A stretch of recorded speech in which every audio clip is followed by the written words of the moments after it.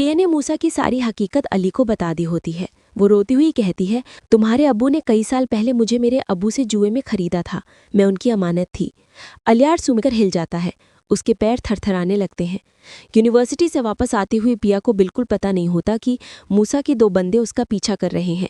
जैसे ही वो गली के मोड़ पर पहुंचती है, एक सफ़ेद गाड़ी रुकती है और 2 मास्क पहने हुए आदमी उसे जोर से खींचकर अंदर बिठा लेते हैं। पिया चीखती रहती है, मुझे छोड़ो, मेरी अम्मी को फ़ोन करने दो।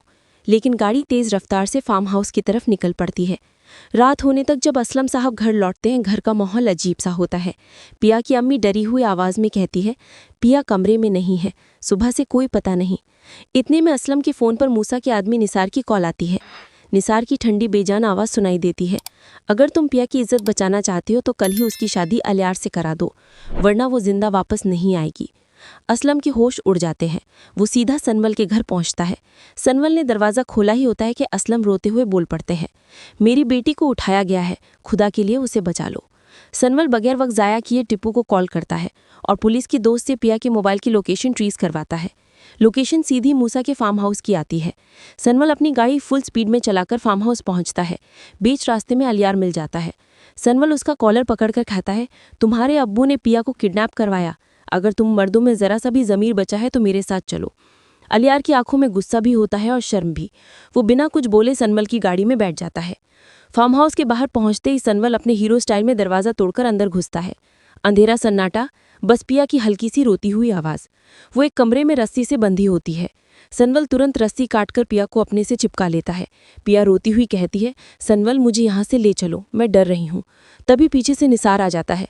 बंदूक सनवल के सर पर रखकर कहता है, पिया को लेकर गए तो तुम्हारी जान तो क्या, तुम्हारी सांसें भी ना बचेंगी। जैसे ही निसार ट्रिगर दबाने लगता है, दरवाज़ा फट से खुलता है। असलम साहब पुलिस को लेकर अंदर आ जाते हैं। पुलिस निसार और उसके बंदों को पकड़कर नीचे गिरा देती है। सब फार्म हाउस से बाहर आते हैं। असलम पिया का सिर छूकर कहता है, मैं इस दर्द से तुम्हें और नहीं गुजरने दूंगा। मैं कल से ही तुम्हारी शादी सनवल से फिक्स करता हूँ। सनवल कुछ बोल पाता है उससे पहले ही अलियार सच सुन लेता है। वो गुस्से से फार्म हाउस की दीवार पर मुक्का मारता है और चीख कर कहता है, पिया तुम मुझसे मोहब्बत नहीं करती, मेरे अब्बू ने तुम्हारे अब्बू को कभी कुछ नहीं किया। पिया सीधा कहती है, तुम्हारे अब्बू ने मुझे जुए के बदले बेचा था, मैं तुमसे नफरत करती हूँ। अलियार का दिल टूट जाता है। घर जाकर मूसा को सच बताता है, अगर पिया मुझे ना मिली तो मैं अपनी जान ले लूँगा। मूसा शौक में पड़ जाता है, लेकिन उसका जहनी दिमाग फिर भी चल रहा होता है। अगली सुबह सनवल और पिया गाड़ी में घर वापस आ रहे होते हैं। तभी मूसा के 2 बंदे उनकी गाड़ी का पीछा करते हैं और चलती गाड़ी पर गोली चला देते हैं। गोली सनवल के हाथ को छूकर निकल जाती है। गाड़ी हिलती है।